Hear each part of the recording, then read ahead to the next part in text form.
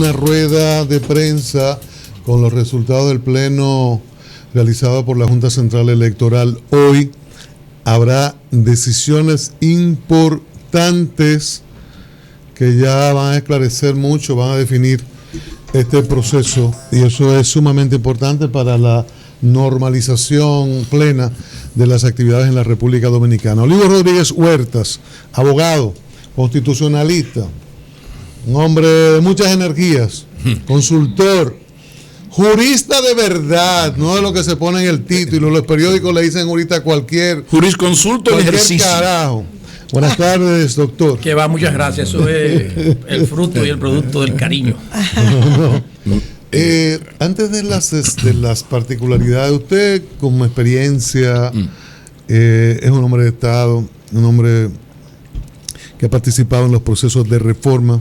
Desde arriba, ¿cómo ve todo esto? ¿Cómo ve y hacia dónde debemos, debemos dirigirnos? Sí, la lectura jurídico-institucional que usted maneja tan bien. Explique. En mi opinión, aquí hubo un claro resultado electoral en todas partes en el país, e incluso en los diferentes niveles. Se ha querido hacer una bulla inmensa, sobre todo aprovechando ahora la existencia de las redes sociales y medios masivos, donde cada persona irreflexivamente pone lo primero que le llega a la cabeza, con la finalidad de hacer ver como si existiese un desastre mayúsculo en lo que pasó en el proceso electoral, cuestión que no es cierta en absoluto. Y a mí me parece que todo eso está dirigido más que a finalidades específicas, todo eso de que le cuenten un voto a que si a tal alcalde, tal senador, tal diputado, ese no es el tema central. Me parece que detrás lo que se mueve, la agenda detrás de todo esto es desacreditar a la Junta Central Electoral y a su presidente,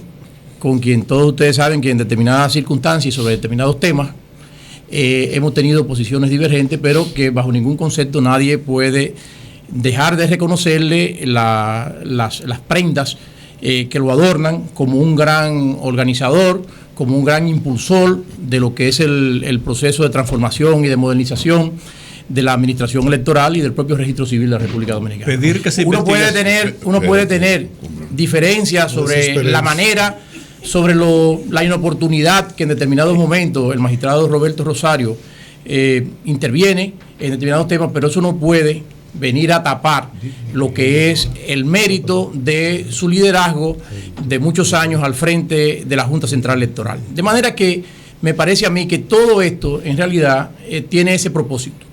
Propósito de que no entendemos tampoco por qué, porque ya el propio magistrado Roberto Rosario ha dicho, pero por lo menos generar una situación de descrédito, claro, de manera que no pueda ser nuevamente designado. Pero además en un ambiente de necedad, porque él, lo he visto yo en diferentes programas, que dice que ya él entiende que sus aportes a lo que es el régimen de administración electoral en el país ya concluyeron y que él no se presentaría nuevamente. Sabe que le conviene irse. De manera que eso está. La otra lectura que veo es, Eduardo Jorge citó en su artículo del pasado viernes una frase que yo utilizo mucho, la leí en Los Miserables de Víctor Hugo, y es cierto.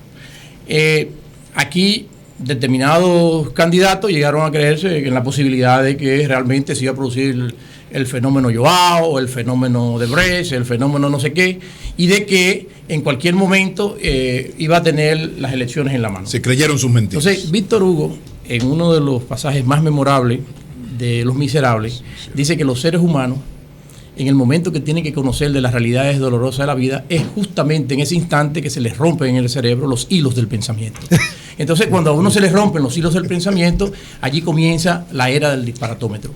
Y todo esto que se ha estado haciendo... Olivo, acuérdate que Eduardo Jorge también planteó en el artículo, acuérdate, que había un clima creado como cuando le dieron el golpe de Estado, las fuerzas vivas de la nación, a Juan Bosch. Sí, o sea, se está creando un ambiente desestabilizador, porque o era yo o que entre mal. Yo comentaba con un amigo esta mañana, si yo fuera el presidente Medina, se ha caracterizado por ser una persona muy sencilla, muy accesible, una persona que no le gusta andar con mucha seguridad. Yo le recomendaría a mi amigo el presidente Medina que tiene que reforzar su seguridad, porque aquí hay, después del hecho aquel, pasando una avioneta por encima del Palacio Nacional, aquí hay gente que se atreve a incurrir en un atentado contra el jefe del Estado. Y yo espero que los organismos de seguridad del Estado, la gente que tiene que ver con la seguridad del presidente, tomen en cuenta esto, porque lo que está pasando es una situación total y absolutamente incomprensible. Así mismo. En medio de una victoria electoral que tampoco sorprendió a nadie.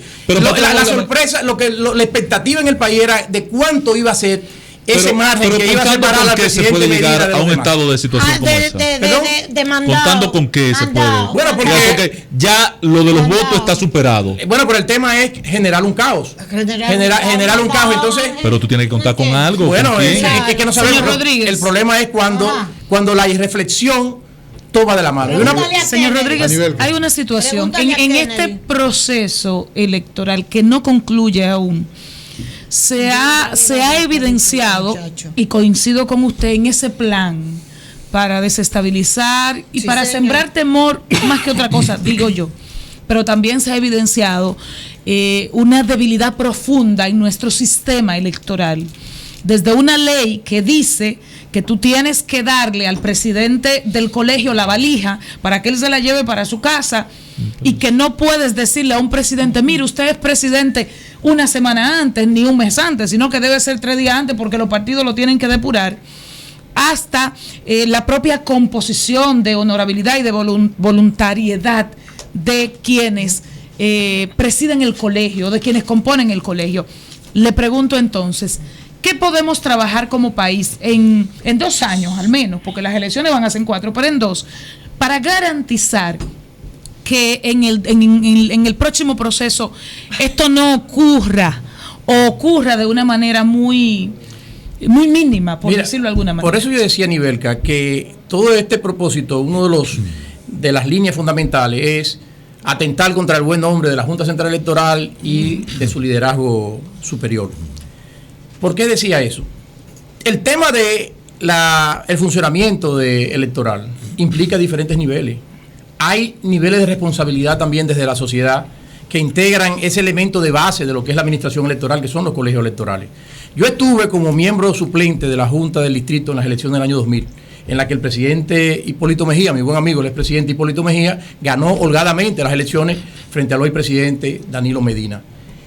Y en medio, allí se suscitaban unas discusiones enormes, porque yo precisamente luchaba porque en la escogencia del personal de los colegios electorales fueran personas idóneas y que incluso se escogieran de las instituciones públicas que tuvieran un mayor nivel de avance institucional.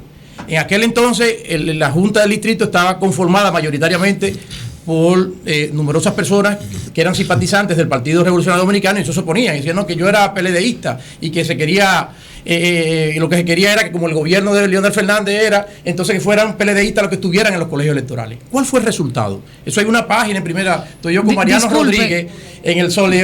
Nosotros rechazamos, el PLD fue y pidió días antes que anuláramos esa integración de todos esos colegios que se hizo mayoritariamente. Que de hecho, ¿cuál fue el resultado? En esta ocasión, disculpe, antes de anunciar públicamente cuáles eran los presidentes de los colegios y los otros funcionarios, son 72,000 en total. Eso se le entregó a los partidos para que los partidos opinaran. Déjame contarte tu experiencia. ¿Cuál fue el resultado? Hipólito Mejía, cuando eso el Distrito Nacional era grande, no estaba la provincia todavía. Hipólito Mejía había ganado holgadamente las elecciones. El distrito tenía el 35%, 34% de los votos y no se podían computar. Bajó Morel Cerda, todo el mundo, llegaron la gente de Participación Ciudadana, la Embajada Americana, todo el mundo para la Junta del Distrito, porque no salían los votos, porque cada vez que ponían para la lectura de esas actas, estaban llenas de errores y no la leía, y hubo que hacer eso manual. Amanecimos, hay una foto en el Listín Diario del 17 de mayo del año 2000, donde estoy yo, está ese que es director de aduana. Estamos ahí en la lectura porque se amaneció allí.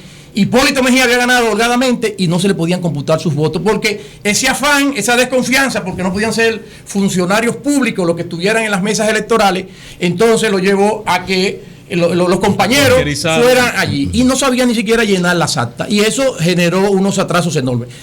¿Cuál es la lección y la respuesta para Nivelka? hay que trabajar. Eso tiene que ser, la integración de los colegios electorales tiene que hacerse y deben hacer servidores públicos que tengan un sistema de consecuencias, porque hay mucha gente que no tiene ningún sistema de consecuencias. Tú hablas de que sean los empleados de tal nivel de turismo, de aduana, y lo vayan sorteando le tocan unas elecciones, porque son muchos empleados, pero de cierto nivel técnico debe requerirse para la integración. Pero se establece una escuela, ahí hay una escuela de... Sí, pero la escuela no es para eso. La totalidad. La escuela para formar el personal de la Junta Central Electoral. Sí, pero la escuela no es para eso. Una pregunta quiero hacerle. Recuerda que son 100 y tantos. Una pregunta quiero hacerle. Hubo irregularidades en este proceso. Eso yo creo que nadie lo niega, ¿no? Se puede discutir sobre la magnitud y qué factor y qué representó para decidir los resultados en un sentido o en otro. Pero reclamar que se investiguen y aclaren esas irregularidades puntuales, ¿se puede considerar un tremendismo? ¿Un acto de radicalismo? No, es un tremendismo, es un acto de radicalismo y es un acto conspirativo lo que se está haciendo. Y le voy a decir por qué. El día de las elecciones lo digo. Sucedió. Eso fue lo que hizo Juan Bosch en el 90. Vamos a comenzar. No, yo tengo que ver, porque yo no soy PLDista. La gente me dice PLDista, yo no soy PLDista. No, pero quiero decir que eso ha pasado siempre. Que eso ha pasado siempre en este país. Ha pasado siempre. Y no termina la República. Y no termina la República. Déjeme decirle, porque hay que argumentar. Son las razones. ¿Por qué yo digo eso? Vino el día de las elecciones. Y por la mañana, cuando nos levantamos, dicen, bueno, que hay unos problemas, que con un tema de unos escándalos, etcétera. Pero vi al propio candidato presidencial del Partido Revolucionario Moderno, Luis Abinader, cuando asistió a la misa en San Lázaro, entonces decía, esos son a la salida, son problemas menores, pero ya se ha ido regularizando y tanto. La gente vota, concluye todo el proceso de la votación, y allí, o sea, ahí no se denuncia que habían excluido, que una gente que votaba aquí lo pusieron para allí, que había una gente votando 2 veces. Esas son las irregularidades en el proceso. Entonces, vamos a diferenciar. El acto electoral es el inicio, la fase central, la fase protagónica del acto electoral es aquel que va desde las 6 de la mañana, cuando se abren los colegios electorales, hasta el momento en que concluyen ese proceso. Esa es la etapa central, la etapa del protagonismo democrático de los ciudadanos. En ese contexto no hubo aquí denuncia alguna de que ningún ciudadano dominicano fuera obstaculizado, impedido en el ejercicio de su función. Ahí estaba mi amigo Cholitín por allá, de que si estaba, bueno, pero averigüen ustedes si eso era que tenía armas, porque tampoco se lo autoriza a usted a violar las reglas del orden público. O sea, aquí a nadie se le obstaculizó, ni nadie dijo que lo sacaron del padrón, ni nadie dijo que lo dislocaron para aquí y para allí. Eso eran las irregularidades tradicionales que aquí se. Entonces, en el acto electoral aquí no hubo esa irregularidad. Luego viene todo lo que toca a el proceso del conteo de los votos en las mesas electorales. Y hay todo un procedimiento. Tampoco a lo largo de todas las noches se denunció que pasó esto, que pasó aquello, no, para nada. Es luego de que se entregan ya en las juntas electorales que comienzan a decirse eso. Con una desgracia. ¿Dónde estaban? ¿Para qué son los delegados electorales? Los delegados electorales están ahí para defender las mesas. Están ahí para defender los intereses de su partido. Usted no dijo nada. Ahí no hay observación de votos. Usted no luchó contra el NANU, porque todo lo que son irregularidades por mandato de la ley deben hacerse constar en la propia acta. Y cualquier gente, imagínense ustedes, cualquier persona que le pasaba eso iba a salir a denunciar eso en el acto. No. Si observamos la regularidad, todo viene después. Sí. Y el único propósito, señores, es ese. O sea, el amigo Abinader creía que él había ganado las elecciones y lo que le vino fue el disparatómetro de Víctor Hugo. ¿Entiendes? Se turbó, quedó turbado, ¿entiendes? Y eso es como decía Víctor Hugo, se les rompen los seres humanos en momentos difíciles, bueno, se les rompen los hilos del pensamiento. Así le pasa a los gallos de la gallera también. Que hay datos que vienen a confirmar parte de lo que tú dices. El más reciente, por ejemplo, la Fuerza Nacional Progresista a nivel congresual perdió con unos, ya les digo, 14.136 votos. Eso sacó a nivel congresual en el Distrito Nacional. El PLD sacó 200.000. Es decir, usted perdió 200.000 a 14.000. Atención, Benicito, 200.000 a 14.000. Eso ya desmonta cualquier posibilidad, porque irregularidades y de todo esto ha habido. Ahí es que quiero llevarte. Por ejemplo, a Vinicio también, amén de esas cosas. A Vinicio hace tiempo que hay que explicarle a Víctor Hugo. Amén de esas cosas. Hace tiempo que el disparatómetro está todo lo que da. Pero yo quiero un poco. Pero yo quiero un poco llevarte a otro plano. Porque amén de esas absurdidades, para decirlo de alguna manera, ¿no? Entre cosas que no hay por dónde agarrarlas, ¿no? Perfecto. Ahora, dicho esto, hay un problema que va más allá del proceso de votación, que es donde más hemos avanzado, y tú lo acabas de mostrar. Ahora, hay algo que tiene que ver más que con la Junta Central Electoral, con nuestra clase política. Y es sumamente difícil para llevarlo a un expediente y demostrarlo en un proceso de impugnación frente a unos jueces del Tribunal Superior Electoral. Estoy hablando de qué?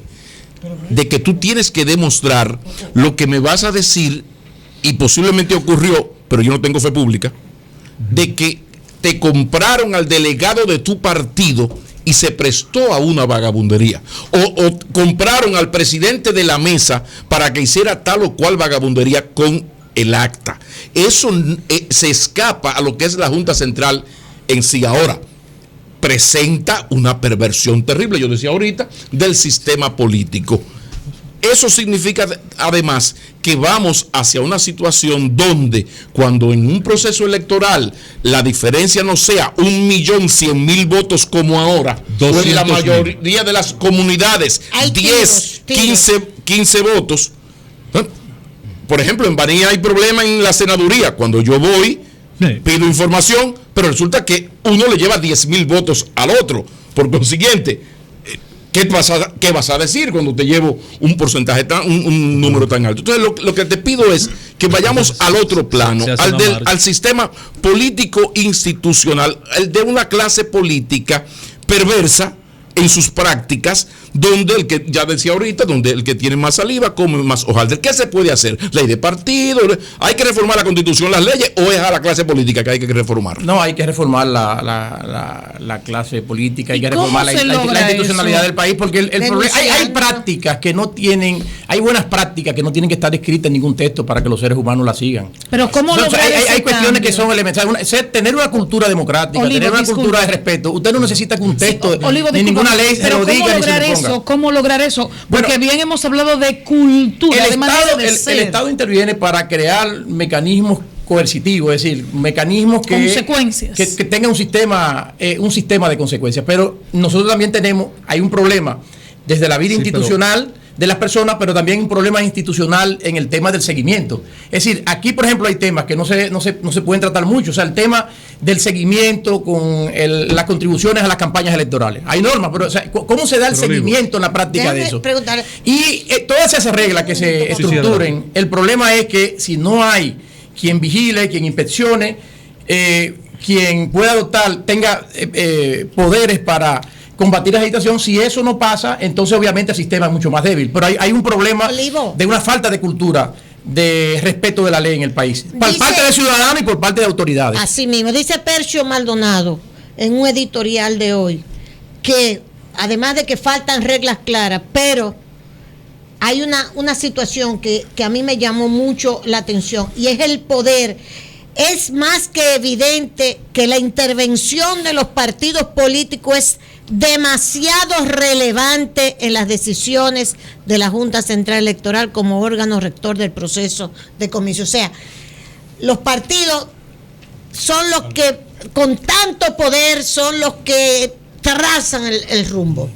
Dice Percio. Sí, bueno, Percio de toda la vida es una persona muy acertada, muy precisa. Así es. Ese es un problema que ha tenido sus altas y sus bajas. Llegó un momento determinado en el que la presencia de representación de partidos políticos en el seno de la Junta a nivel de la administración electoral quedó prácticamente sustituido. Pero inmediatamente transcurrieron unos tiempos, volvió de nuevo el tema de la politización. Recuerden, todo ese tema de la separación de la Cámara Contenciosa y de la Cámara Administrativa fue por un producto de un entendimiento, la necesidad de aumentar el número de miembros, la necesidad de garantizar en aquel entonces el Partido Revolucionario Dominicano con una mayoría muy aplastante en los organismos de escogencia de los miembros de la Junta, como era el caso del Senado de la República. Bueno, pues impuso mayorías de ellos.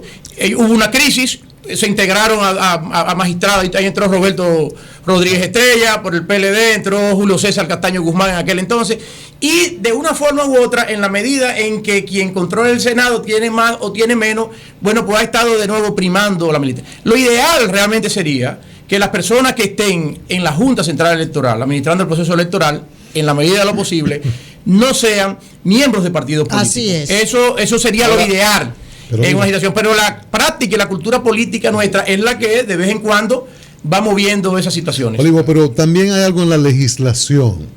Hay una serie de decisiones que los partidos le consultan, le escuchan la opinión, pero los partidos de repente dicen, no, que eso no se autoriza si nosotros no lo aprobamos. No, así no y es. a veces para lo malo se ponen de acuerdo los antagónicos. Sí. Recordemos en el voto de la mujer que PLD y PRM, o cuando era PRD, en eso se ponían para engañar al sector femenino, y ahora con el voto preferencial. Sí. Entonces, tiene que ser una legislación que nosotros lo escuchamos, pero la entidad que organiza, porque también escucho incluso a medios, cuando viene el conflicto, que la Junta dice, no, es así, dicen, pero hay que escuchar a los actores, porque en definitiva, sí, los actores, pero las reglas, eso la Junta no puede imponer. Eso está muy bien, eso es parte de una cultura institucional, la participación, pero es que en ningún momento la Junta, está condicionado. El marco legal de la Junta Central Electoral subordina, no es vinculante, en otra opinión, bueno, pero entonces la opinión de los partidos. Entonces, el único sitio donde pasa eso, sabemos que es en el ámbito del Consejo de la Seguridad Social, donde los tres sectores que hay, el tripartismo, tienen posibilidad de ver. Pero en el caso de la Junta Central Electoral, obviamente la participación es un elemento que debe permear todo el funcionamiento del Estado, escuchar, pero la toma de decisión la adoptan las autoridades responsables. Pero también los partidos tienen una capacidad de enredo.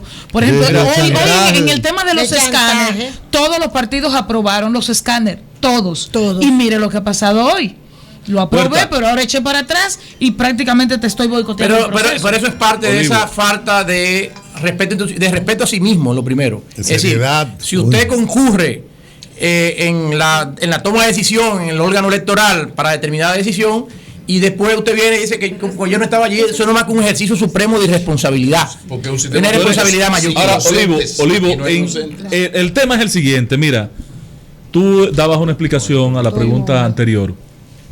¿De dónde está la clave? ¿Está en modificar la clase política, según la pregunta que hace Pablo, o la parte jurídica? Tu recomendación jurídico-institucional. Pero espérate un momentico, hermano, porque tú eres un cientista de lo jurídico del país. Bien. Pero óyeme, hermano, nosotros estamos ante un proceso electoral que la clase gobernante dominicana, la clase política, todo el que lidera este país sectorialmente, ha jugado un rol irresponsable. Usted sabe que esa ley no podía regular las elecciones, esa ley electoral. Lo sabemos. Se sabía que era ¿Y un quién hizo algo en este país? Hay una constitución. ¿Quién hizo algo? Ahí fueron todos conchupantes, fueron todos socios en esa actitud irresponsable. ¿Conchu qué? Conchupantes. Conchupancia. Sí. No debimos ir a unas elecciones, Olivo, y usted lo sabe, sin un marco jurídico, sin un régimen que manejara la parte electoral, sin el régimen electoral aprobado. No la ley de partido, porque la ley de partido solo regula a los partidos en lo interno. Sí, ese no es el problema. La ley electoral. No podíamos ir a un proceso electoral, y usted lo sabe porque usted es un jurista, sin un marco jurídico de la Junta. Usted sabe que el presidente de la Junta firma cheque y pagan cuarto y han manejado 16,000 millones de pesos y no hay una ley que lo sustente.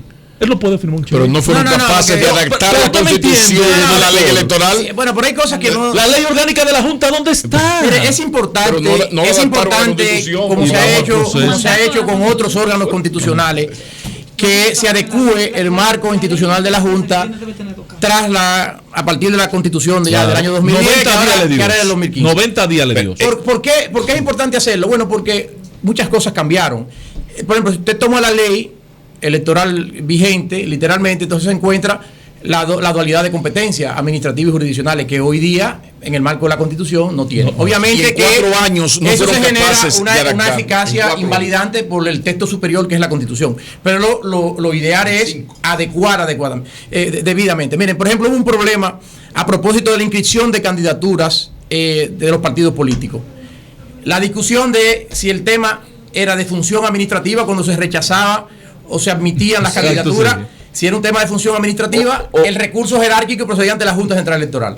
Si se consideraba eso como, que no lo es, como un acto, y algunos así lo interpretaron, contencioso, de naturaleza contenciosa o jurisdiccional, entonces el competente era el tribunal. De hecho, algunos recurrieron al Tribunal Superior Electoral, otros recurrieron a la Junta Central Electoral. Entonces es importante para esos aspectos que se haga una adecuación a la nueva realidad constitucional de la Junta Central Electoral. Pero eso no toca necesariamente, no afecta necesariamente todo lo que es atinente al proceso de funcionamiento de las elecciones. Ese es un tema separado. O sea, yo sí entiendo que es importante para lo que toca al régimen de organización y funcionamiento de la Junta Central Electoral. Y el otro aspecto, Ángeles, que es importante, ¿quiénes tienen que cambiar? Si hay que adecuar la legislación, sí, las leyes siempre son importantes, pero lo que hay que cambiar la forma en que se hace política aquí en este país. La política se ha convertido aquí en un negocio.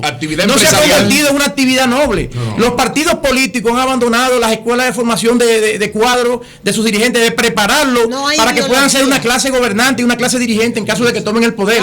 Formarlo en todas las grandes disciplinas de las que se maneja el Estado. Entonces eso no existe. La ideología ha muerto. Olivo, gracias a ustedes. Y al presidente Medina, su seguridad, que la refuerce. ¿Y por qué? Porque hay una conspiración. Y una información, final, que el Partido Reformista anuló la acusación. Luego de 2 días de debate, brevemente, dispuso el Consejo Disciplinario al final que anular la acusación, de dejar sin efecto, declarar irregular la acusación para la fila de expulsión del licenciado Joaquín Ricardo, de los hermanos Dargán, de María Rosa Beliar y otros dirigentes. Fueron un par de días de debate. Eso vale para todos. Se quedan huérfanos de valguerismo si lo votan. Papi fuera, Maurice. Olivo, muy bien.